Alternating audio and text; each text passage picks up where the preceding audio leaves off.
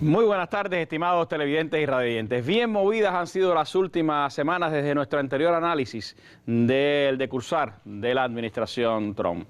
Una andanada de cohetes contra Siria, una bomba madre contra Afganistán, amenazas de enfrentamiento con Corea del Norte, también nuevas medidas antiinmigrantes, nuevas medidas proteccionistas y una situación bastante complicada a lo interno en la administración de los Estados Unidos. A partir de estos acontecimientos, pues hoy convocamos a nuestros analistas para intentar acercarnos a los últimos acontecimientos, a los más recientes y a las decisiones más recientes de la administración Trump. De guerras, proteccionismo, leyes antiinmigrantes y otros temas. Estaremos hablando esta tarde con el doctor Jorge Hernández Martínez, investigador y profesor titular del Centro de Estudios Hemisféricos y sobre Estados Unidos de la Universidad de La Habana, el doctor Ernesto Domínguez López, también investigador y profesor del propio Centro de Estudios Hemisféricos y sobre Estados Unidos, y mi colega Reinaldo Taladrí Herrero, periodista de la Mesa Redonda, quienes, como es habitual, pues están con nosotros cuando de análisis de Estados Unidos se trata. Así que yo los invito a ustedes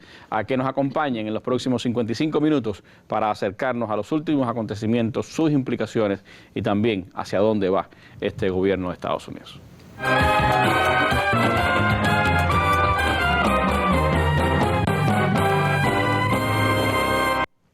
Y antes de entrar en nuestro tema de la mesa de hoy, les propongo, como es habitual, comenzar con nuestra sección La Noticia del Día.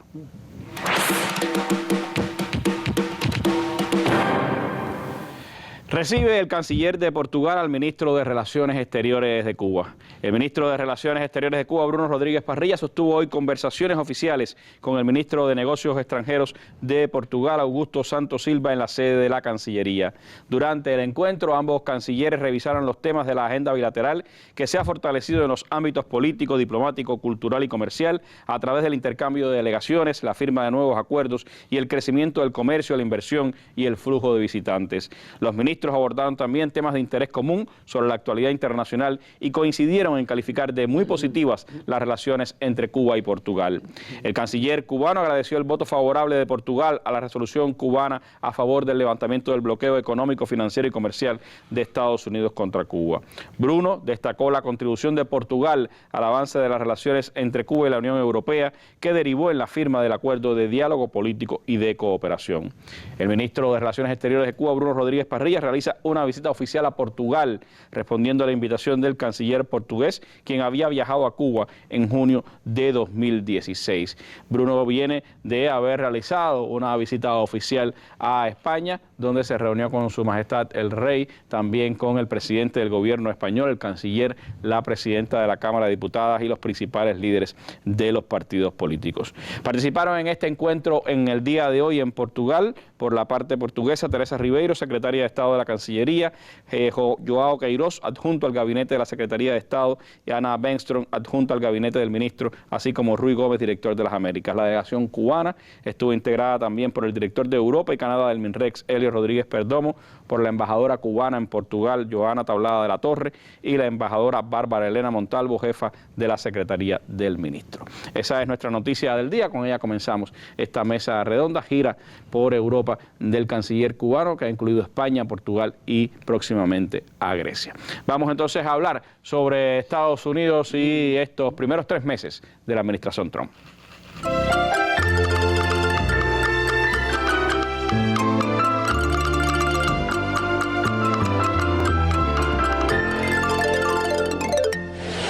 El gobierno Trump responde desafiante a los desafíos de Corea del Norte. De visita en la zona desmilitarizada entre las dos Coreas, el vicepresidente estadounidense ha advertido de que se les ha acabado la paciencia estratégica y ha recordado los ataques que han efectuado en las últimas 2 semanas. Así que, ha dicho Mike Pence, mejor que Corea del Norte no nos ponga a prueba.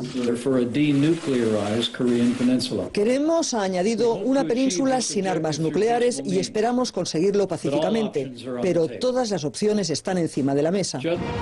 Estas declaraciones se producen horas después del lanzamiento fallido de un misil por parte de Corea del Norte.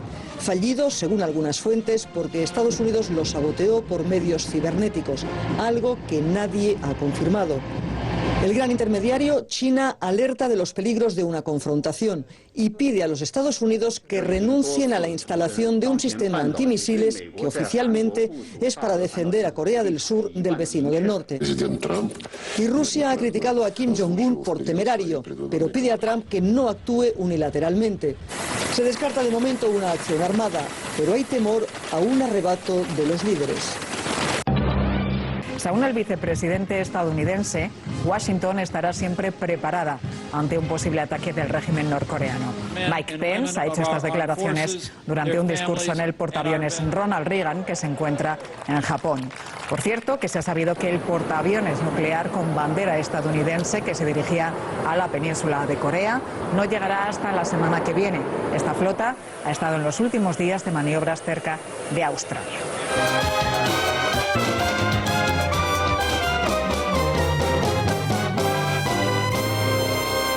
Bueno, y esa era una de las noticias del día de hoy. Los grandes medios norteamericanos un poco, pues, haciendo análisis de por qué la administración norteamericana declaró que la flota encabezada por este portaaviones, por el Carl Vince, iba a estar dirigiéndose hacia Corea del Norte, cuando en realidad se dirigía hacia Australia a participar en unos ejercicios, y ahora es que estará yendo hacia Corea. Pero lo cierto es que esa noticia, junto al bombardeo en Siria y la bomba madre lanzada en Afganistán, han creado un ambiente belicista en las últimas semanas y han caldeado los ánimos en la arena internacional.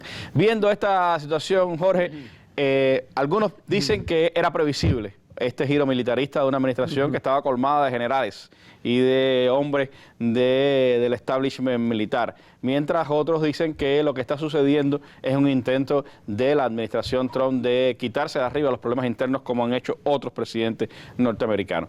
¿Qué perspectiva, qué valoración tiene Jorge Hernández sobre esta situación de las últimas semanas y la posición de la administración norteamericana de caldear un poco el ambiente belicista?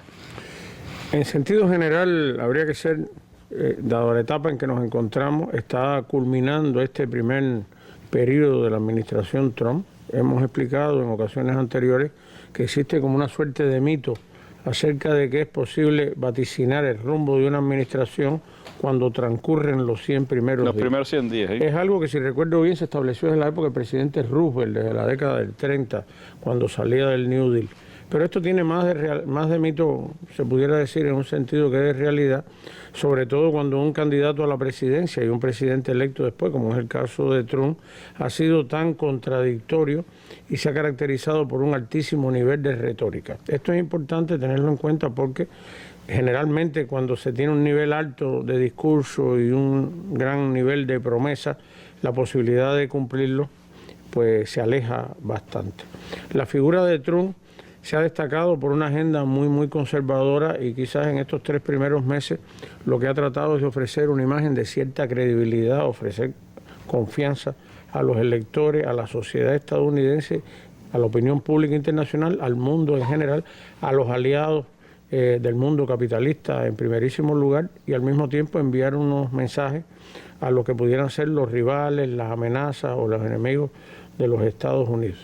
Desde ese punto de vista, lo que ha ocurrido en todos estos meses es que han habido una serie de problemas acumulados que le restan alguna fuerza al discurso y al histrionismo de Trump y a estas medidas tan fuertes a las cuales tú estás haciendo referencia, una política que gira hacia la derecha de manera creciente, con una fuerte dosis de militarismo, pero que parece ser todo esto congruente, consonante con el relato, con la narrativa de recuperar a América, de revitalizar el espíritu de los Estados Unidos y de cumplir el eslogan este de que America First, de que América primero. Ese nacionalismo trumpista, se pudiera decir, tiene que ver muchísimo con ese rechazo que de manera obsesiva ha manifestado el presidente contra todo lo que es ajeno al tejido cultural de los Estados Unidos, todo lo que se contrapone a la imagen del norteamericano tradicional, el odio visceral contra los musulmanes, la limitación de inmigrantes, la obsesión con la construcción del muro en el caso de México,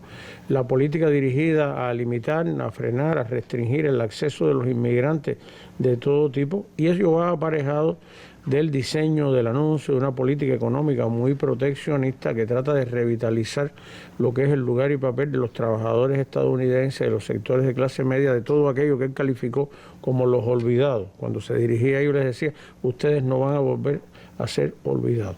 Ahí tenemos una concepción del mundo, una cosmovisión, se puede decir, que es bastante conservadora, que utiliza elementos de conservadurismo tradicional, pero también de este pensamiento, de esta práctica de carácter populista que han nutrido los grupos que se consideraron como de nueva derecha, que como hemos dicho a menudo acá, no es una derecha tan nueva, aunque sí es muy derecha. Dentro de todo eso, la apelación a políticas y a pensamientos, a ideas de carácter militarista, concepciones de fuerza, y también la apelación a la amenaza del uso de la fuerza. No es lo mismo una política de fuerza que el uso de la amenaza como un elemento de disuasión, de inspirar temor. Trump se ha establecido en la Casa Blanca, venía anunciándolo desde que estaba luchando por la campaña presidencial, apoyándose en una cultura del miedo, tratando de crear temor en las relaciones internacionales y de alguna manera evoca como un espíritu de, si se pudiera decir, como de nueva guerra fría. La revitalización del papel de los Estados Unidos en el mundo, la negociación, si se puede decir, desde posiciones de fuerza, la relación, la redefinición, mejor dicho, de la relación con los aliados, pero a partir de un papel protagónico, donde los aliados deban subordinarse de alguna manera. Todo eso recuerda, de cierto modo, las posiciones de los Estados Unidos en la década de 1950, cuando nació la Guerra Fría clásica o la llamada Primera Guerra Fría, y después cuando en la década de 1980 con Ronald Reagan se asistió también a un gobierno que recuperaba aquellas posiciones. Si usted da un salto incluso en el tiempo hacia los comienzos del siglo XXI y retiene los antecedentes de la política de W. Bush, de doble mandato también, ahí tenemos en cuenta que las líneas estas basadas en la amenaza del uso de la fuerza, en el empleo de la fuerza, están acompañadas, no solamente estas palabras, están acompañadas también de acciones, el incremento del presupuesto militar, las acciones intervencionistas. Por mucho lo está proponiendo incrementar. Y la recolocación de esta postura de mano dura para negociar con Rusia. En una época era la Unión Soviética, después era Rusia, pero de alguna manera esto tiene una fuerza renovada. ¿Hasta dónde esto se podía prever? Bueno, yo creo que había razones, como tú señalabas al inicio, para pensar que era así, pero también había otros motivos, como analizamos en otros espacios de la mesa, para pensar que se iba a quedar en promesas y en retórica, en aspavientos. Bueno, hay que ver realmente hasta dónde llega también todas estas cosas, porque sorprende, por ejemplo, la noticia de hoy, tanto el New York Times como el Washington Post diciendo, bueno, dicen que mandaron a los portaaviones y después los portaaviones no estaban realmente ahí. ¿Cuánto hay de efectismo? ¿Cuánto hay de efectismo? ¿Cuánto hay de realidad? Pero una de las cosas, hablando de esto último que señalaba Jorge Ernesto, tiene que ver con la relación con Rusia. Hay quienes dicen, bueno, ¿cómo entender ahora, después de un supuesto búsqueda de alianza con Rusia para enfrentar el terrorismo, que se haya dado el tema de Siria, el ataque contra Siria, el intento incluso de involucrar a Rusia dentro el llamado incidente con las armas químicas? ¿Cuánto de realidad hay en este enfrentamiento? ¿Cuánto hay de lo que otros aducen, intentos de ocultar o de separar un poco la relación con Rusia en medio de los escándalos que se habían estado dando en el plano político, ¿no? Buenas tardes. Mira, hay un factor de partida que para mí me parece importante recordarlo. La competencia, el conflicto de base es real.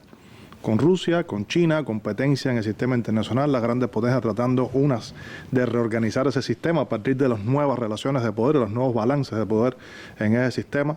Otra, Estados Unidos tratando de mantener esa posición de hegemonía, no solo dominación, sino hegemonía, que hay una diferencia ahí entre esos dos conceptos. Y eso es una realidad que me hace pensar muchas veces que si nosotros excluimos de la definición la versión socialismo contra capitalismo, si la excluimos, tenemos un ambiente de guerra fría en todos los demás aspectos. O sea que en realidad pudiéramos estar hablando perfectamente de que hay una guerra fría con minúscula en este caso, no con mayúscula, un solo proceso, que está desarrollándose. Ahora, dentro de esos marcos hay que considerar entonces los aspectos específicos que tienen que ver con esta administración, que tienen que ver con la coyuntura específica en la cual estamos hablando, y ahí tenemos que combinar varios aspectos. Primero, hay un punto que tiene que ver con los intereses dentro de los propios Estados Unidos por cambiar una proyección internacional, una política exterior que muchos consideraban inadecuada, la de la administración anterior, y ahora hay otro sector que es el que está administrando esa política exterior, que quieren un nivel de activismo internacional basado en principios diferentes, un poco más cercano al uso de lo que se conoce como el hard power, el poder duro que venía de dominación. Más a lo Bush, menos a lo Obama. Más a lo Bush, menos a lo Obama, aunque asociarlo específicamente con una u otra figura, con uno u otro presidente, hay que pensar un poco más en los sectores que están atrás, que no es necesariamente que los que estén ahora en el poder sean los mismos neoconservadores de otras épocas, pero definitivamente esa visión de ese uso, esa clase de instrumento desborda incluso a los neoconservadores, va más allá, va a otros sectores de interés, incluyendo un detalle que habría que añadir, y es que utilizar ese tipo de armamento también significa más inversiones en el armamento, también significa beneficiar al sector de la industria militar. A sectores de la industria militar, de lo que en su momento Eisenhower llamó el complejo militar industrial dentro de Estados Unidos, y que tiene una fuerza muy grande dentro de todo el sistema de toma de decisiones políticas por su capacidad para influir en esas decisiones, particularmente el sistema internacional, porque por supuesto el armamento se utiliza o el armamento se produce en función de demanda que puede existir o que se crea en ese contexto. Eso significa tanto utilizarlo en acciones directas como fomentar la preocupación o el temor de que pueda haber necesidad de utilizarlo, la necesidad de modernizar, la competencia porque tiene elementos más avanzados, las carreras armamentistas van en gran medida motivadas por esta clase de factores que se combinan de distintas maneras, y ese es otro factor a añadir aquí. Otro tema tiene que ver con proyectar una imagen más fuerte en escenarios muy concretos que no son necesariamente los escenarios multilaterales, sino estamos hablando de zonas de particular sensibilidad en términos geopolíticos, estratégicos, como la península de Corea o Siria, que cuando ampliamos el campo, ampliamos la mirada y no nos centramos solamente en esta península, en este país, sino en la región, el contexto geográfico en el cual se encuentra cada una de ellas, son posiciones, son puntos vitales de ese entramado de relaciones internacionales. Y habría que añadir un factor que tú comentabas y que es real. Hay un interés claro por, esto lo hacen todos los gobiernos, por concentrar la atención en aquellos temas que no son, vamos a decirle, problemáticos en primera instancia para la administración de cara a su población, a su opinión pública, a su electorado, que también es parte de este fenómeno. No por gusto, ha habido muchas acusaciones respecto a la mano de Rusia metida en los resultados electorales. Hay investigación, oficialmente una investigación sobre los contactos entre figuras de la campaña e incluso del gabinete de Donald Trump y Rusia. Y en ese contexto, además, se recuerda que había habido algunas frases elogiosas al presidente Putin, había algunas frases de acercamiento con Rusia, y de pronto un endurecimiento de relaciones con ella parece ser una maniobra de deflectación, para deflectar estas críticas a partir de un endurecimiento de las políticas y las críticas hacia ese gobierno que se consideraba, o que se ha manejado por una buena parte de los medios estadounidenses, incluso del propio Partido Demócrata, como uno de los factores que contribuyó a la victoria de Trump y uno de las conexiones no políticamente correctas en el escenario estadounidense. Que hubo un doble mensaje, porque por un lado era tratar de enfrentar a Rusia, por el otro lado pasarle la mano a la OTAN, porque un poco se habló también se volvió a retomar un discurso de importancia de la OTAN. Sí, Trump llegó a decir que una vez, en un momento lo había dicho, y lo dijo, que la OTAN está obsoleta. Dijo, no, ya no está obsoleta. Estamos hablando, en el transcurso de unos meses cambió absolutamente el discurso, como parte de su política de comunicación, que es lo más interesante. Eso es digno de estudio, la manera en que se maneja la comunicación por esta administración, lo que se llama todo el tema de la posverdad y los hechos alternativos y la variación del discurso constante sin mantener necesariamente un patrón predecible. O sea, y se dice cualquier cosa y no pasa nada. No soy un experto específicamente en comunicación, pero es un tema a seguir que es muy interesante. Entonces, a tu pregunta, las dos me parecen ciertas, las dos respuestas me parecen válidas. Incluso más, habría que añadir otros factores que tienen que ver con los balances y los intereses de política dentro de los Estados Unidos, que tienen implicaciones en política internacional a partir de estos imperativos que se presentan en ese escenario internacional. Bueno, hay elementos sin duda interesantes de todo lo que ha ocurrido. Lo más concreto es, esa denuncia que ya es el 2010 Fidel hacía del peligro de una guerra nuclear. Estamos hablando de potencias nucleares que están en medio de conflictos en diversos escenarios. Pero se han dado hechos puntuales, Taladrí, que me gustaría escuchar tu perspectiva. Es decir, por un lado, esto que decía Ernesto, ha vuelto la política exterior basado primero en las cañoneras y después en la diplomacia, y no como se intentó hacer quizás en la época de Obama, no siempre, pero era un poco el propósito de que la diplomacia tuviera su cara y las cañoneras si era necesario. Por el otro lado, el hecho de que, según plantean muchos, quien decidió tirar la bomba no fue Trump. Trump dio la aprobación después que ya un general había decidido tirar la bomba en Afganistán. ¿Cuánto de necesidad militar tenía Estados Unidos de tirar esa superbomba en Afganistán? ¿Cuánto de impacto psicológico o demostración de poderío tiene, en tu opinión, esa bomba? ¿Qué puede pasar o qué puede significar también las discusiones que ha habido en el Consejo de Seguridad Nacional, la salida de Bannon, el llamado ideólogo de Trump, de este Consejo de Seguridad Nacional, donde era un invitado que nadie esperaba, ¿no? Porque ni siquiera en ninguna otra administración había sucedido algo parecido? Es decir, estos acontecimientos de las últimas semanas, ¿qué lectura le podemos dar? Bueno, los acontecimientos que tú mencionas, si tú te pones a mezclarlo y a hablar, se acaba esto, el programa que viene y el otro. Yo creo que lo más importante que se ha dicho hoy aquí, lo dijo mi querido amigo el doctor Jo Hernández al principio. Se supone que viniste con un saco igual que te juez. Y no se puso corbata. Déjenme explicar. Yo vine así porque los académicos no se ponen corbata y eso. Entonces, y de pronto se apareció mi querido amigo Ernesto hoy en Guayabera y ya me... te cambió el juego, te cambió el escenario. Por eso no dije nada. Por eso no había dicho nada. Pero bueno, volviendo al tema. Es muy difícil, ya estamos llegando a los 100 días, predecir. ¿Decide él o no decide? Se va a adaptar a oír las opiniones del establishment clásico, comunidad de inteligencia, Consejo de Seguridad Nacional, político, y tomar las decisiones basadas en consensos imperiales, oyendo muchas cosas, o va a decidir él pensando en también cálculos políticos. Hoy la gran noticia en Estados Unidos fue la elección de ayer en Georgia, en un distrito en Georgia. Esas elecciones lo van a hacer cambiar cosas que está haciendo a la inversa o no. Yo no lo sé. Yo te pongo un solo ejemplo. Ah, porque se involucró en esa elección. No, sí, no es porque sea una elección en Georgia, sino es que la manera en que se involucró también. Si esa lógica que explicó Ernesto, de tomar decisiones, si pierden 3 elecciones y se ven en peligro en las intermedias, va a empezar a cambiar y a hacer cosas distintas, olímpicamente puede cambiar o no. Pero es que de hecho Taladería está cambiando, porque de lo que dijo en la campaña electoral a cosas que están sucediendo ahora, hay cosas que no está cambiando, correcto. Pero lo que en este tema tan delicado, en esto de la información sí hay que... Yo quiero decir una cosa, agregar lo que dijo Ernesto. Antes de la bomba, el bombardeo a Siria, el nivel de intensidad... Disculpa que te interrumpa, porque para que entres bien en el análisis, para añadir otro detalle, llegó a decir que la decisión de bombardear a Siria había sido porque su hija Ivanka le había dicho, se había conmocionado con los niños, eso lo cuenta el hijo, él no se atreve a contarlo, pero tampoco lo desmienten. Tampoco lo desmienten, que se conmovió y eso.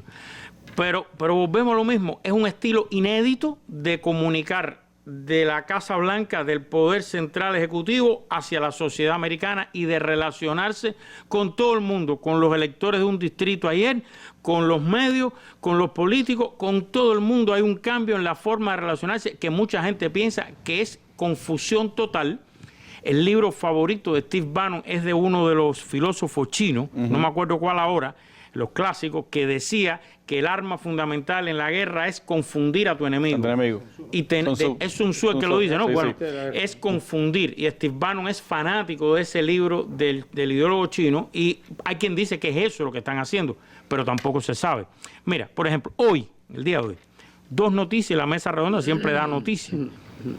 1, por la mañana, la ExxonMobil Oil le pidió al gobierno de Estados Unidos una excepción a las sanciones vigentes con Rusia para seguir perforando en las enormes extensiones que tiene la ExxonMobil Oil en Rusia. Recuérdense que el expresidente de la ExxonMobil Oil es el secretario de Estado. Que estuvo hace unos días en Rusia. Y ese mismo hombre, secretario de Estado hoy, unas horas después, ahora por la tarde, acaba de anunciar lo siguiente. Escuchen bien.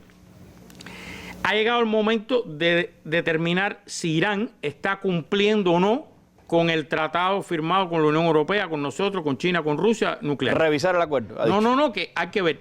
El Departamento de Estado, o sea, los especialistas, dicen que sí, que está cumpliendo, dice el hombre. Pero, y ahí sacó una lista de pecados de Irán, que si dificulta la navegación en el Golfo Pérsico, que si está apoyando a Hamas, que si está apoyando a no sé quién en Yemen, que si está apoyando a no sé quién en donde, que si está detrás del asesinato de no sé quién, y por tanto mando esto para el Consejo Nacional de Seguridad a revisar y vamos a ver si mantenemos esto o volvemos a las sanciones con Irán. Ese mismo hombre acaba de anunciar eso por la tarde. Pero es que ayer la ExxonMobil le pidió al gobierno mantener el Acuerdo de París de cambio climático, del cual están presionando por retirarse alguna gente dentro del gobierno. De eso me gustaría presionar. Todo eso está pasando. Fíjate, ExxonMobil pide Acuerdo de París, ExxonMobil pide seguir perforando en Rusia, pero el expresidente hasta hace unos meses la ExxonMobil es el secretario de Estado y está cancelando, prácticamente está invitando a cancelar. Invitando a estudiar para volver a ponerle sanciones a Irán en un acuerdo que implica a toda la Unión Europea, Rusia, China, etcétera, y que todo el mundo dice que sería un peligro abrir esa caja de Pandora de nuevo. Y dijo claramente que si no se hace eso ahora, Irán va a ser la próxima Corea del Norte. Con Corea del Norte, ¿qué pasó? Que primero filtraron que ellos fueron eso lo filtran ellos, que ellos fueron los que con virus cibernético hicieron fracasar el cohete de la República Popular Democrática de Corea. Pero ayer, mejor dicho, no, el vicepresidente se le preguntó a bordo del portaaviones, se le preguntó específicamente y dijo, yo no puedo comentarte ni en un sentido ni en otro, no puedo decir nada. Pero es que después ahora filtraron que lo que están preparando es dispararle desde los portaaviones a los cohetes coreanos en el aire. O sea, una especie de sistema antimisil. Pero para no molestar a China, no ponerlo en Corea del Sur, sino hacerlo desde los portaaviones. ¿Es verdad? ¿No es verdad? ¿Cuál de las dos va a tener? Entonces, te repito, estamos en un momento, yo te diría, inédito. Ahora, eso sí, yo sí, con la cosa de la información que decía él, cuando empezó esto de Siria, el bombardeo al aeropuerto de Siria, hasta ese día, la cantidad de tiempo que en la prensa escrita, televisiva, digital de Estados Unidos se estaba dedicando a la investigación de la influencia de Rusia en el equipo de Trump, los contactos secretos, la influencia, que si el jefe de la campaña se tuvo que declarar ahora agente de gobierno extranjero, que si el otro fue agente de gobierno extranjero, que si se vieron en secreto en no sé dónde, que si Rusia se hackeó, o sea, y la popularidad que iba hacia abajo. Récord de popularidad baja para un presidente en ese momento, por debajo, muy por debajo de la que tenía Bush antes del 11 de septiembre también, el número. Y yo leía aquello y decía, esto es una avalancha lo que le está una tormenta perfecta contra Trump. Bueno, cuando tú analizas hoy, si haces el análisis de información, ha cambiado radicalmente la proporción. Si en ese momento estaba 70-30, 70% Rusia y Trump y Rusia, ahora eso está, Rusia pasó a 20%. Muy poco. Es Corea del Norte, ahora Siria, Irán, lo sacan hoy, vuelve Siria, etcétera. Es decir, es el clásico, la clásica decisión de un presidente norteamericano de resolver sus problemas internos yéndose a la guerra. Pero yo quiero que alguien me explique, a lo mejor los amigos me pueden iluminar, porque esa prensa se supone que es la enemiga política del representante de sectores que le están pidiendo, que quieren juzgarlo, que quieren que no termine. Esa misma prensa que de pronto bajó del 70% Trump y Rusia a 20 y pico. Que llegaron a presentarlo como que ahora sí era presidencial. Las tesis clásicas es que si la prensa obedece y que un poco se maneja, pero ¿quién me explica eso? Debía seguir. También tiene que vender esa información. Y eso ya es un negocio. Es un negocio. Tienen que vender. Está Fox News también, que es el canal que más gente ve en Estados Unidos. A pesar de su contenido, es el canal que más se ve. Es una organización política. Que tiene una orientación política clara prácticamente de apoyo a todas estas cosas. Es el orientador político de la ultraderecha norteamericana. Pero ese escenario. Que por cierto, hoy sacaron a Bill Reilly del canal. Pero bueno, ese es otro tema. Sí, no tiene nada que ver con la política, parece. Problema sexual. Él dice que sí, él dice que es por una conspiración. Los abogados de él dijeron que es una conspiración de la extrema izquierda para sacarlo, pero tiene 10 demandas por acoso sexual y hubo que dar creo que $13 millones el canal a las demandantes y acordaron, parece, con un arreglo. Estoy citando lo que dicen los abogados del señor O'Reilly. No, pero para terminar este análisis. Entonces, ayer, ¿qué pasó? Un distrito electoral en Georgia, 38 años republicano. Ese fue el distrito de Newt Gingrich, cuando fue representante y después presidente de la Cámara. Y era del que es ahora ministro de Salud, secretario de Salud, que tiene la misión de eliminar el Obamacare, era el representante por ese distrito y al pasar a ser ministro o secretario hay que hacer una elección especial. Y Trump tuiteó desesperadamente que había que ganar. 9 veces. Es verdad que se metió gente de Hollywood, se metieron anuncios. Se convirtió en una elección nacional, más que en un problema distrital. ¿Era un referéndum contra Trump o no? Bueno, mira, vamos a suponer que sí, que era un referéndum contra Trump. Cuando escribió los 9 Twitter, hay quien dice, señores, provocó 2 efectos, sacó a votar a demócratas, porque sacó los 9 Twitter, pero también sacó a votar a base trumpista sureña, que a lo mejor no hubiera ido a votar a una elección especial que no es presidencial, la motivó a lo mejor porque en Estados Unidos tú tienes un sistema que los Twitter de Trump, tú te suscribes y te llegan automáticamente en cuanto salen a tu teléfono ya. O sea, que ya se ha convertido en algo que la gente lo pide para que esté en el teléfono de uno y verlo. Y entonces provocó eso. El demócrata, hombre joven, que además está acusado de haber trabajado para Al Jazeera, es una de las acusaciones que tiene, y que va a tener, sacó el 48% frente a 12 candidatos más. Había 12 candidatos más, si uno sacaba más del 50% ganaba. Al no sacar el 50%, tiene que ir a una segunda vuelta con la republicana que quedó en segundo lugar. Sacó 48%. Pero sacó un 48% en un distrito que lleva 38 años de amplia mayoría republicana, de figuras ilustres incluso, contra 12 candidatos más, que eso divide como quiera que sea los votos. Y hay quien dice que hay a correr. Entonces, eso va a obligar, si es politiquería, y no grandes decisiones estratégicas del mundo, de cómo enfocar los problemas del mundo. Ese tipo de elección que parece que va a seguir cada vez que haya algo hasta el año que viene. Ya el año que viene hay una, así que no va a pasar mucho. Y hubo otra recientemente en Kansas. En Texas hubo otra donde los números también hablan en este mismo sentido, de donde era así, se puso así sin chiquito. Dinero.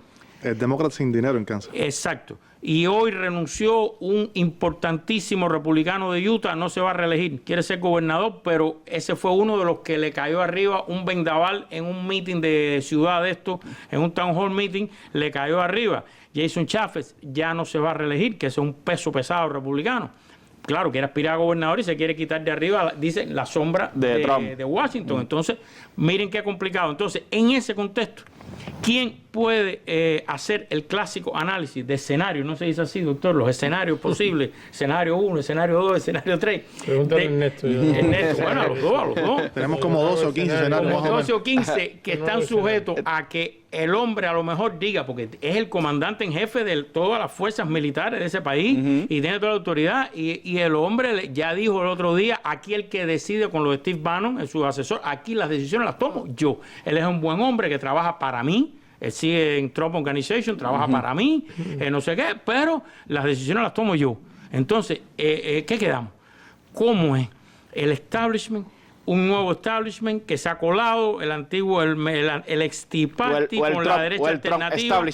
Es él, resulta ser que ya la hija y el esposo tienen el cargo oficial de asesores especiales del presidente. Estuvieron en las conversaciones con el presidente de China y el mismo día que estaban en las conversaciones de China le dieron 16 licencias, le dieron 2, después 14 más a los productos de Trump y la hija. Sobre todo de la hija, de la empresa. Ella legalmente ya salió, se retira de la compañía, pero cuando termine el gobierno vuelve a su compañía. Nosotros mostramos, tú sabes. Pero siguen llamándose Ivanka los productos. Sí, se siguen llamando y hechos en China y con ya eso. Entonces, China era, en la campaña electoral, si tú hacías un análisis serio. El gran enemigo era China. Era China.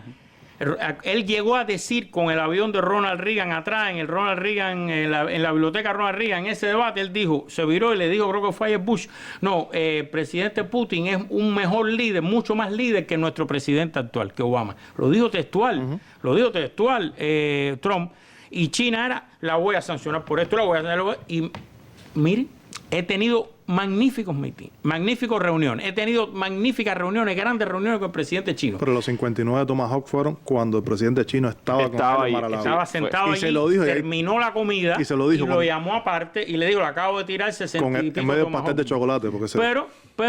Primero, hay quien dice que nada más cayeron 20 y pico. Segundo, hay quien dice que de ese aeropuerto de Siria volvieron a despegar los aviones a los 2 días.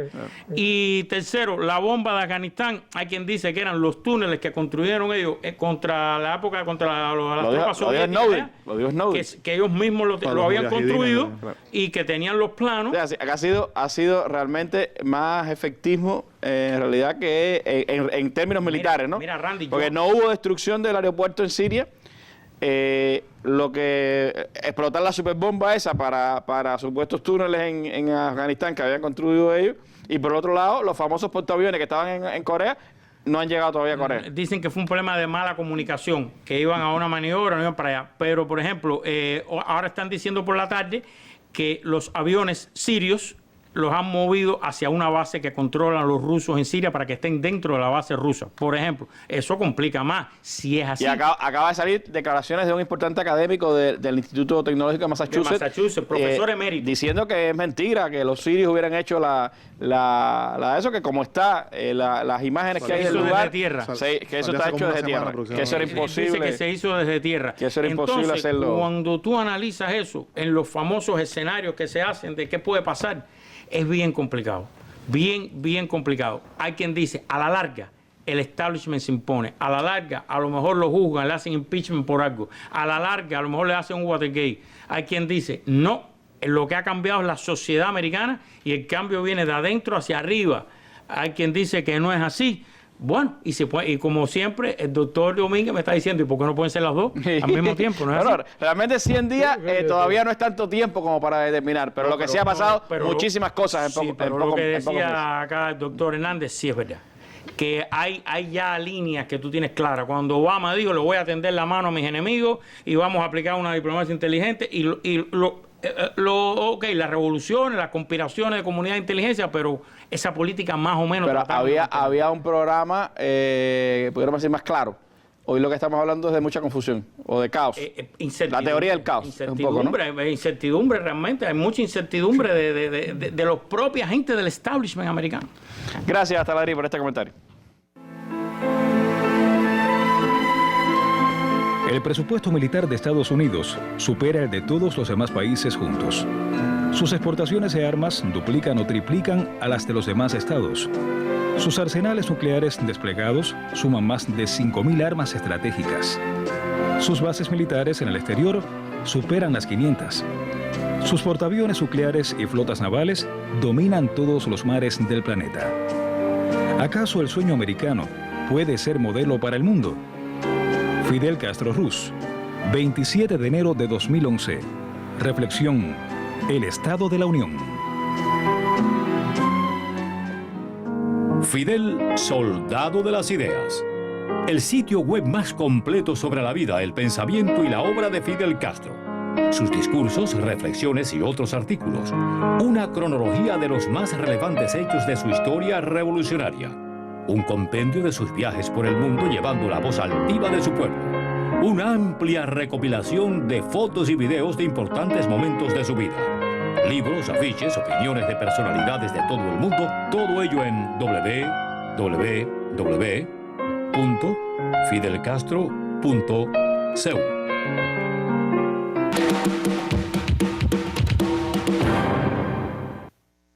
Mike Galarza fundó su propia compañía de alta tecnología. Se apoya en la mano de obra extranjera para desarrollar su producto. No es que no exista esa calidad de profesionistas en Estados Unidos nativos, sino que es una adición a lo que ya existe. Mano de obra que ahora está en riesgo. El presidente Trump firmó hoy una orden ejecutiva para reestructurar el programa de visa H-1B y otros similares que acogen a miles de trabajadores extranjeros. Con esta orden vamos a defender a nuestros trabajadores y nuestros empleos, dijo en Wisconsin. Funcionarios de gobierno dicen que la idea es disminuir los abusos en el sistema de estas visas y que en vez de distribuirlas mediante un método de lotería, la compañía debe demostrar que se otorgan a los trabajadores más calificados en su industria.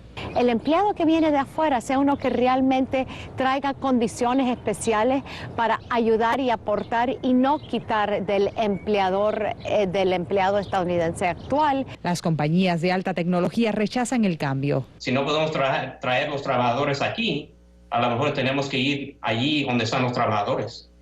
Y eso es peor para la economía. Está funcionando por instinto. A este ex fiscal de inmigración le preocupa que las mismas restricciones también afecten a trabajadores de la agricultura. Si empezamos con la visa H1B, hacerla más estricta, y pasamos ese esquema a las visas H2A que son de agricultura, definitivamente vamos a ver un impacto muy negativo en los agricultores en Estados Unidos porque necesitan la mano de obra. La orden ejecutiva también pide que las agencias federales hagan un mayor esfuerzo para comprar productos nacionales. Estos cambios tomarán algún tiempo en entrar en efecto. Las demandas del presidente Trump pasarán por un proceso de revisión que durará por lo menos 6 meses. Bueno, el tema migratorio vuelve a estar en el centro de la polémica en Estados Unidos. Donald Trump se ha convertido en el clásico adalid del enfrentamiento contra los migrantes, el discurso de todo por Estados Unidos, primero los Estados Unidos y primero los estadounidenses. Y un poco esta decisión, pues ayer tuvo una amplia repercusión. ¿Qué lectura darle a esto, Ernesto? ¿Qué puede significar esta decisión del presidente Trump de restringir la entrada de extranjeros para temas de alta tecnología, temas más profesionales? ¿Cuánto impacto puede tener o no en la base electoral del presidente Trump? A ver, mira, esto no es otra cosa que parte de lo que hemos estado hablando en múltiples ocasiones sobre el tratamiento que está dado desde la campaña electoral y después al tema migratorio, el tema famoso de promover que los empleos en Estados Unidos sean para estadounidenses, ¿cómo es la expresión? El America First, que es parte del discurso con raíces profundamente nacionalistas o nativistas, que es el término que se ha usado muchas veces en Estados Unidos para hablar de esta clase de perspectivas y que tiene que ver con las características de la base electoral, y digo base electoral, no base social, que es otra, que es un poquito diferente como concepto, la base electoral que movilizó Donald Trump en su campaña y que tiene que ver además con lo que ha sido el núcleo duro del electorado republicano durante décadas, que tiene que ver con los sectores de clase media, clase baja, blancos, centrados en regiones específicas que han sido los más afectados por los cambios en las estructuras productivas, en los paradigmas tecnológicos y demás, que por eso fueron un factor clave en las movilizaciones electorales en los estados del Medio Oeste, por ejemplo. Esta orden ejecutiva, esta clase de restricciones, que la versión original era duplicar el salario mínimo que se le debía pagar a una persona para calificarse dentro del H1B, estamos hablando de profesionales en la industria tecnológica.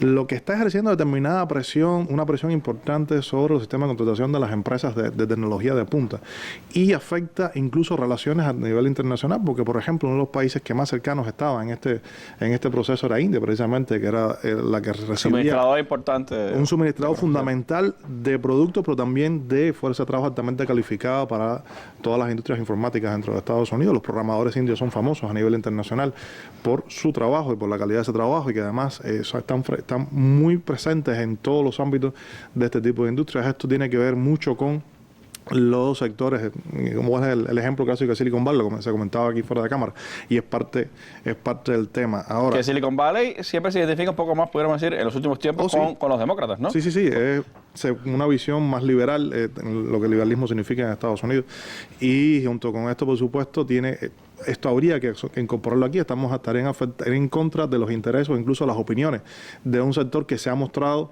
vamos a decirle, refractario al atractivo que puede tener Donald Trump en este contexto, que ha apoyado a demócratas durante una buena cantidad de tiempo. Entonces, estamos hablando de una combinación de todos estos factores, pero el problema es que no podemos sacar esto del H1B, que además tiene también un impacto mediático determinado. Se están cumpliendo las promesas de campaña, que es uno de los aspectos importantes. Una de las cosas que se ha debatido mucho es cuál es la capacidad real que tiene la administración Trump de cumplir las múltiples promesas que hizo durante su campaña, que muchas de las cuales, cuando las ponemos juntas y las analizamos racionalmente, son hasta contradictorias, como por ejemplo el famoso tema con el sistema de salud, el hecho de quitar el Obamacare, bajar los costos, aumentar la cobertura, disminuir, en fin, disminuir los impuestos asociados con esto.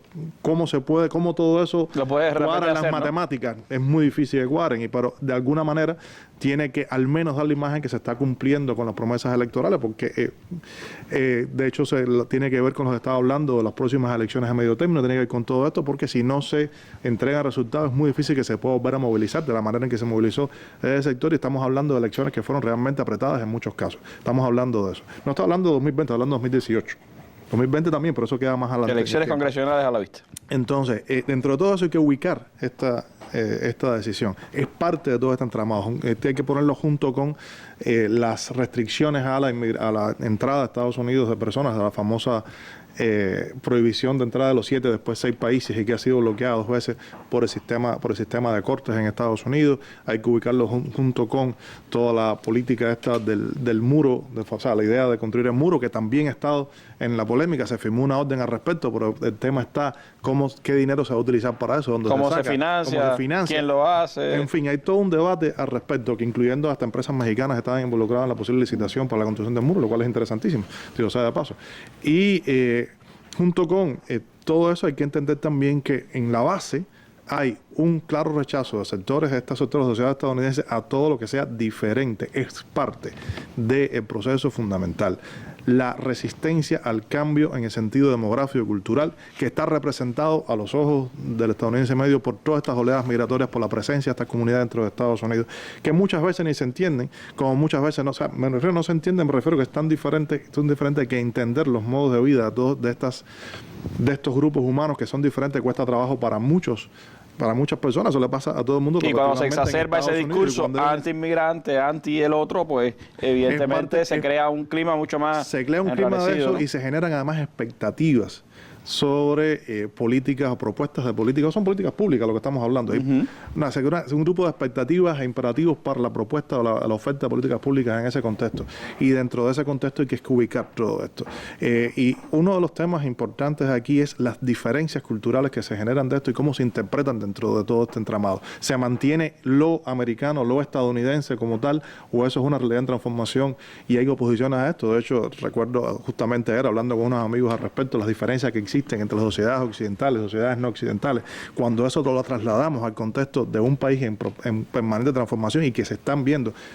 Yo sé que hemos hablado aquí sobre eso, pero es una realidad. El cambio demográfico es real y junto con eso el cambio de la cultura estadounidense. Y las reacciones ante eso son de muchos tipos, desde aceptación hasta rechazo. Los WASP están y esto está expresando esa parte de rechazo. Y lo hemos discutido y me lo han echado en cara, pero que es una realidad. Entonces... esa elección la perdiste. Yo no estaba en la elección, yo no estaba en ninguna boleta, yo ni perdí ni gané. Pero fue muy bueno yo creo que fue muy bueno que se discutiera eso. Por supuesto. Porque es que mucha gente estaba convencida de que el cambio aquel era irremediable ya a nivel electoral y político. Y de pronto vino lo que pasó, por muchas razones, Lo analizamos y sí, pero me acuerdo que en aquel momento, bueno, Estados Unidos sigue siendo la América esa blanca, anglosajona, protestante. El problema es que hay un Estados Unidos así. Y hay un Estados Unidos que es mayoría todavía. Es mayoría todavía. Y sobre todo entre los votantes. El 70% sigue siendo esa blanca anglosajona. Lo que pasa es que tiene que ver, ya eso es elecciones. Vamos a esperar las próximas elecciones. Pero lo cierto es que hay una transformación muy importante en ese sentido. Y estas elecciones recientes fueron justamente esa. Es una reacción de temor a ese distinto, a ese temor es una parte de las reacciones. Otra parte es el rechazo provocado por distintos factores como la sobresimplificación de la respuesta a la gran pregunta: ¿por qué nuestra situación es como es? Una respuesta sobresimplificada que es porque los inmigrantes te quitan lo que es tuyo. Claro. Porque las compañías van a China o a otra parte y te quitan tu empleo, que responde a fenómenos estructurales que no son de solución fácil, ni siquiera yo pienso que sean solubles como tal, porque estamos hablando de una dimensión estructural, pero que son realidades que están presentes en todo esto y que sobresimplifican y se insertan en el discurso político de esta manera. Estados Unidos puede hoy cerrarse a esos vínculos internacionales y recuperar o tratar de construir una economía autárquica. Puede. Ese es un poco lo que de alguna manera Trump está promoviendo, ¿no? El proteccionismo, etcétera. Pero todo eso además encuentra en esta tanta confusión taladrí de la que se habla. Me acabo de encontrar una investigación que hace CNN ayer donde señala que más de 1.000 profesionales que trabajan para las compañías de Trump se fueron beneficiadas por la misma visa esa que ahora él, que ahora él está echando hacia atrás, ¿no? Y la gente dice, bueno, como este hombre que se ha beneficiado de esto ahora puede confrontar a los profesionales con estas nuevas legislaciones. Y el tema migratorio sin duda se está complicando. Ya era un tema complicado para la política norteamericana y ha sido el tema más postergado, pudiéramos decir, de solución en la política norteamericana, pero ahora esto le sigue introduciendo elementos de confrontación entre sectores políticos y entre los mismos, al interior de los propios partidos incluso. Mira, esa excelente pregunta que lanzó, en vez de darnos la respuesta, lanzó la pregunta, si Estados Unidos puede ser una economía autárquica. Hoy, vamos a tomar un ejemplo. Los famosos oleoductos. La administración Obama, después de mucho debate, análisis, especialistas, ecología, etcétera, otros tipos de factores, más la clara intención de invertir en otras energías, lograr la independencia de los fósiles, etcétera. Y darle el paso importante que fue apoyar el acuerdo climático de París. Correcto, todo eso. Un poco no lo prohibió radicalmente, pero prohibió, dejó por aquí, prohibió, etcétera. Bien, ¿qué hizo? Promesa de campaña. Primero, promesa de campaña cumplida, pero además cuando se firma en la Casa Blanca, él lo dice y después lo repiten. Esto es una promesa más de campaña cumplida. Oleoductos. Segundo, oleoducto hecho con todo americano. Con acero norteamericano, con constructores norteamericanos. Seguimos. Vamos a dejarlo ahí entonces. Se autorizan los oleoductos. Empieza nada más que la planificación. ¿Y qué sucede? Que no pueden hacerlo con producto americano. Tienen que importar materiales no estadounidenses. Ya lo reconocieron. Pero de eso no se habla mucho. Se dijo una vez, 2 veces, pero no se habla mucho. Son los misterios de la información en ese caso. Y después resulta ser que la ExxonMobil está apoyando el Acuerdo de París y las energías renovables. Hay quien dice, claro, porque van a invertir para tener el monopolio de esa energía. Ellos están apoderados también de las energías renovables. No es caridad, ni es sentido solamente así. Pero te encuentras esa Pero a la vez te encuentras al jefe de la Agencia de Medio Ambiente norteamericana diciendo que lo que hay que hacer es retirarse del Acuerdo de París. Bueno, hay que ver si es el que era gobernador de Texas había propuesto eliminar ese departamento, no Rick Perry, imagínate tú. Sí, están proponiéndolo, pero ahí vuelvo a lo mismo. Quizá alguien pida que ustedes, sobre todo, den exactitud. Esto pues va en esta dirección, va a pasar así. No, a ti te lo piden más que nosotros. Sí, no, pero yo después doy la cara ahí, me equivoco olímpicamente como se equivocó todo el mundo, con los rojos y los azules y mi mapita. No, me mira así, Ernesto. Yo di la cara y yo lo dije, ven, ya, voy a explicar. Y criticamos los mapitas, además. Criticamos los mapitas también, ¿no? Sí. Bueno, ¿a dónde iba? Mira, me desconcentraron esta gente, ya me estoy poniendo... Que el tema de la dicotomía entre las decisiones, lo que propugna el poder económico y por otro lado lo que están diciendo los políticos, es que nos vamos del cambio del clima. Nos vamos del cambio del clima, pero entonces ahí volvemos a lo mismo. Tú lo puedes, Acuerdo de París, eso es esencial para el futuro de la humanidad, más allá de las ideologías, de la política, es la sobrevivencia de la especie, por muchas razones. Muy bien. Dicen eso, quieren hacer eso. Dicen que ese acuerdo es malo, que las minas de carbón son limpias, que vamos a abrir todas las minas de carbón, etcétera, etcétera, etcétera, etcétera. Muy bien, perfecto, para generar empleo en todos esos estados que votaron por mí, porque yo les prometí empleo, ven.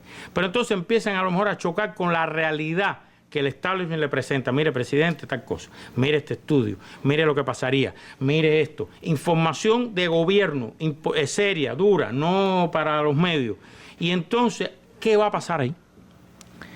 Es la información que el establishment americano, defendiendo los intereses del imperio americano, le pone al presidente en la mesa. No estamos hablando de grupos ecologistas, ni de grupos de izquierda. No, yo no estoy hablando de eso. Yo estoy hablando de ese tipo de información. Cuando se la pongan en la mesa, ¿qué va a hacer? ¿Por qué va a optar? ¿Por reabrir las minas de carbón para ganar 3 estados?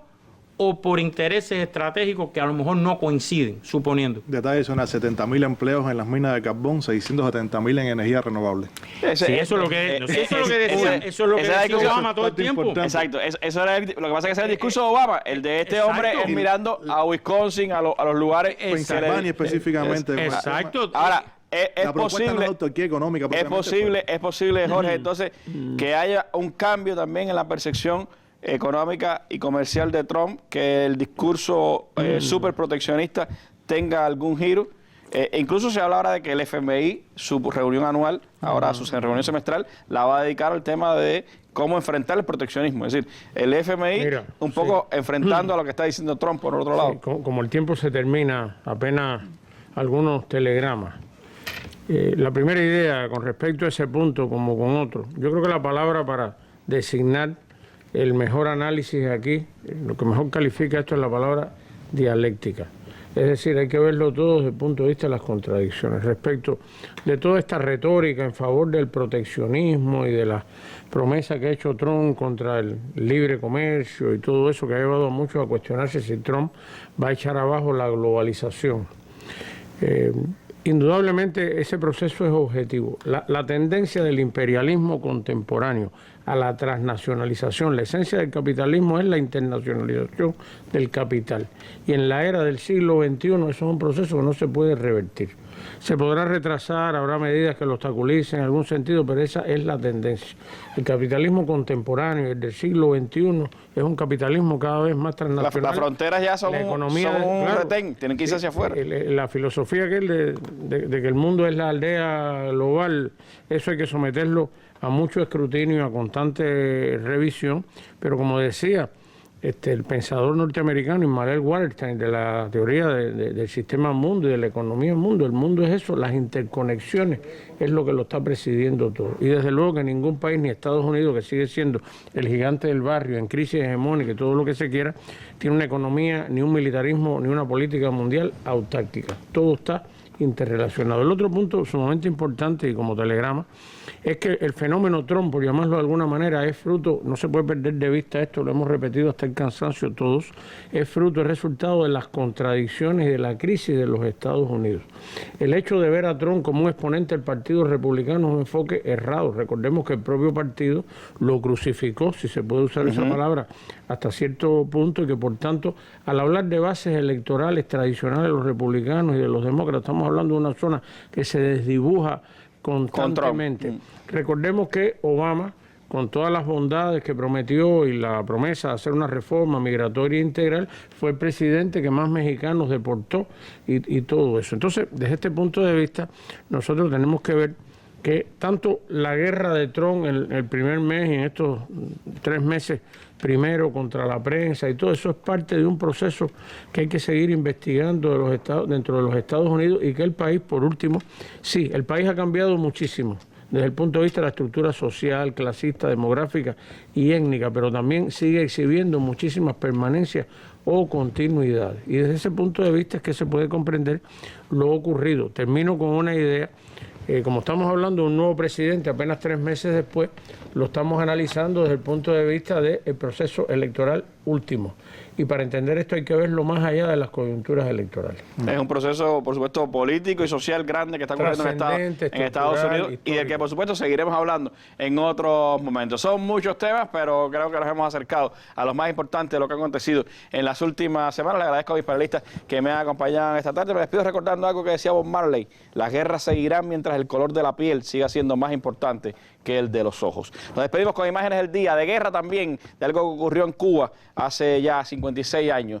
La invasión norteamericana a Playa Girón, que terminó con la victoria del pueblo cubano, la primera derrota del imperialismo en tierras de América Latina. Imágenes del día. Buenas noches.